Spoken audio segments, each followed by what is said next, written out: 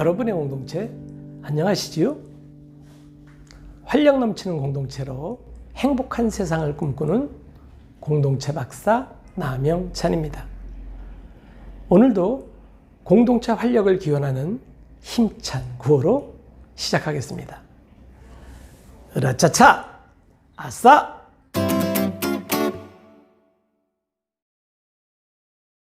자, 지난 편에서는 좋은 질문으로 자존감을 높여 좋은 답변을 듣는 방법에 대해 설명하였습니다. 쉽게 이해가 되셨나요? 좋은 질문을 수시로 하셔서 여러분들 것으로 익히시기 바랍니다. 다시 한번 강조하지만 여러분이 주변 사람들에게 질문을 해서 Yes와 No로 답이 돌아왔다면 그것은 좋은 질문일까요? 나쁜 질문일까요? 금방 알아들으시네요. 나쁜 질문입니다.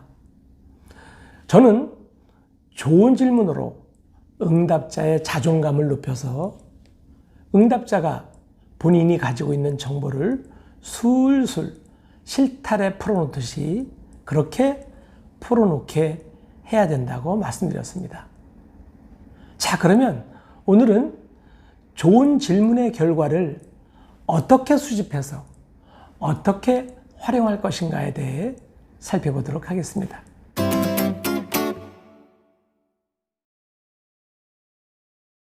좋은 질문의 결과는 당연히 좋은 답변으로 돌아오겠죠. 좋은 답변 내에 많은 정보를 담고 있다고 말씀드렸습니다. 그렇게 많은 정보를 담고 있는 소중한 답변 자료를 어떻게 수집하고 어떻게 활용할 것인가, 그 방법론에 대해서 말씀드리면 먼저 응답 내용을 녹음하셔야 됩니다. 물론 응답자에게 사전에 양해를 구하고 녹음 사실에 대해 동의를 구해야 됩니다. 절대 응답 사실을 외부에 유출하지 않겠다. 응답하신 내용은 연구 목적으로만 사용한다는 그런 단서를 달아서 사전에 양해를 구하셔야 됩니다. 그러면 왜 녹음이 필요할까요? 우리는 친한 친구와 대화를 할 때도 사소한 오해를 불러일으키는 경우가 종종 있습니다. 왜 그럴까요? 우리 인간은 본인이 듣고 싶은 어휘 위주로 듣기에 자칫 그릇된 결과를 불러올 수가 있습니다. 친한 친구와의 대화에서도 혼돈을 불러일으키기 쉬운데 마을 원로이신 어르신들과의 대화에 착오가 있어서는 안 되겠죠. 내 귀에 착각을 없애기 위해 녹음 장치가 필요한 것입니다. 요즘 스마트폰 녹음기 기능을 활용하시면 됩니다. 이렇게 녹취한 자료를 어떻게 해야 효과적으로 활용이 될까요? 무척 궁금하시죠? 활용도를 높이는 방법에 대해서 하나하나 살펴보도록 하겠습니다.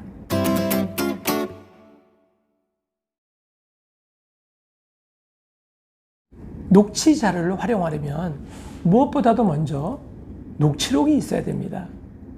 녹취록이란 질문자와 응답자의 대화를 단어 한 개 빼놓지 않고 전부 다 타이핑하는 것입니다. 녹취록 자료가 준비가 되면 이렇게 단락별로 자른 다음 대분류하시고 그 대분류를 가지고 보다 상세하게 중분류를 한 번 더 하시고 마지막으로 아주 자세하게 분류를 하시는 소분류를 하시면 됩니다. 예를 들어 설명하면 마을에는 리더 그룹이 있습니다. 농촌에는 개발위원, 어촌에는 대의원 형태로 리더 그룹이 있기에 이분들을 대상으로 1대1 심층 인터뷰를 하게 되고 한 분 한 분 인터뷰를 통해 소중한 자료가 차곡차곡 쌓이게 됩니다. 이렇게 쌓인 자료는 우리가 큰 주제로 분류하고 그것을 다시 중분류, 소분류로 단계별로 분류하는 것이 바로 자료를 재배치하는 방법입니다.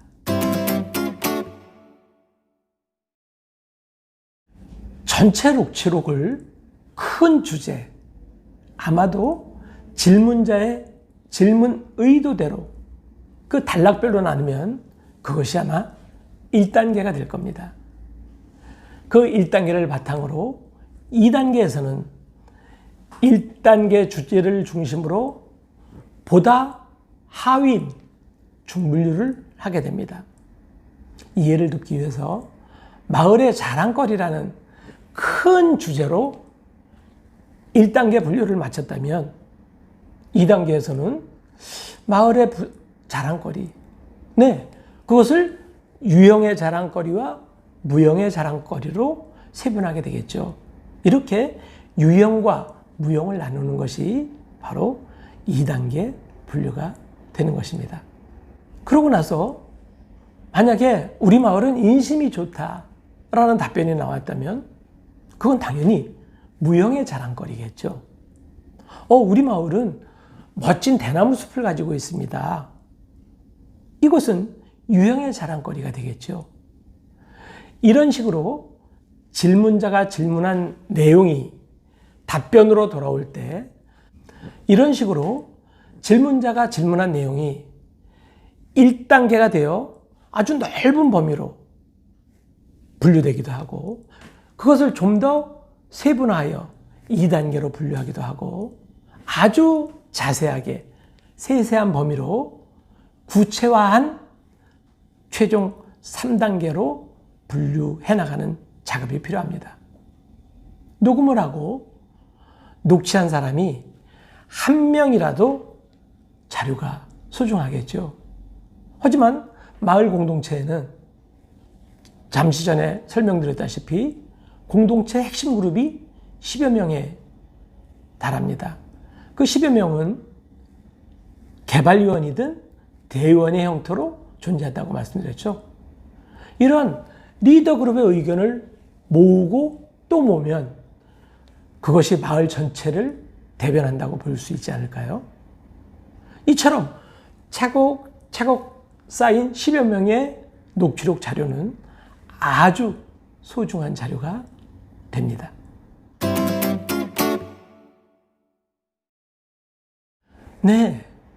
앞에서 살펴본 바와 같이 1단계부터 3단계를 거치면서 마을의 자랑거리는 아주 세세하게 정리가 될 겁니다. 이제 우리가 진정으로 알고 싶은 것은 마을의 문제와 관련된 것일 겁니다. 그러면 우리 마을의 문제를 해결하는 방안은 무엇이 있을까요? 알 수 있습니다. 다름 아닌 범주화 작업을 통해서 알 수 있게 된다는 것입니다. 그 범주화 작업을 어떻게 할 거냐? 예를 들면 대분류로 우리 마을 문제에 대한 해결 방안은 뭐라고 생각하십니까? 라고 질문을 하면 아마 이기심 극복이라는 방안을 제시하실 겁니다. 그러면 이기심 극복을 1단계 분류를 하고 2단계로는 이기심을 극복하려면 집단의 노력과 개개인의 노력이 필요하겠죠. 그래서 집단의 노력과 개개인의 노력으로 2단계 분류를 하고 마지막으로 3단계에서는 구체적인 해결 방안을 수집하게 됩니다. 예를 들어서 이기심 극복을 위한 집단의 노력은 매월, 매주 일정한 날을 정해놓고 골목길 청소를 해서 주민들의 단합된 모습을 보이자는 것. 그러면 개인의 노력은 어떤 게 있을까요? 곧 있을 추수철에 개인이 수확한 작물을 주변 사람들과 함께 나누자. 이런 것들이 개인의 노력이 될 것입니다. 자, 여러분, 이걸 쉽게 정리하면 이렇게 되겠죠. 이기심 극복이 대분류가 되고, 즉 1단계 분류가 되고, 이기심 극복을 위한 집단의 노력, 개인의 노력이 2단계가 되고, 이 2단계를 토대로 집 앞 골목길 청소를 정해진 날 마을 사람들 전체가 모여서 하자. 이런 보다 구체적인 세세한 노력이 3단계가 될 것입니다. 그럼 개인의 노력, 저희가 어떤 걸 예를 들었죠? 네, 바로 내가 추수한 작물을 이웃과 나눈다. 이런 것은 개인의 노력으로 가능하기 때문에 개인의 노력 3단계로 분류가 될 것입니다.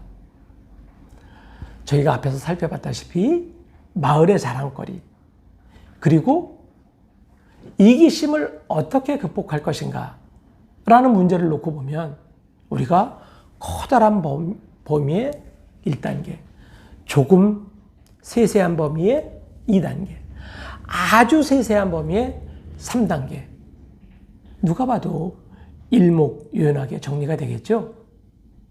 이처럼 질문자가 질문한 문항을 주제로 해서 1단계, 2단계, 3단계 단계로 정리를 하게 되면 누구라도 쉽게 이해할 수 있는 범주화 작업이 완료되겠습니다. 범주화 작업? 말은 어렵지만 실제 설명드리니까 어렵지 않으시죠? 오늘은 수집한 의견을 어떻게 유용하게 활용할 것인가 하는 방법론으로서 범주화라는 새로운 개념을 들어서 설명드렸습니다. 좀 어려우시죠? 그래서 다음 편에서는 제가 실제 농어촌에서 실행했던 인터뷰를 토대로 범주화 작업했던 그 사례를 가지고 생생하게 설명드리겠습니다. 지금까지 시청해 주신 여러분에게 도움을 주려는 남영찬 박사의 노력이 가상해 보였다면 좋아요와 구독을 부탁드리겠습니다. 오늘도 남영찬 TV를 통해 살펴본 공동체의 지혜가 여러분께 소중한 양식이 될 것이라고 확신합니다.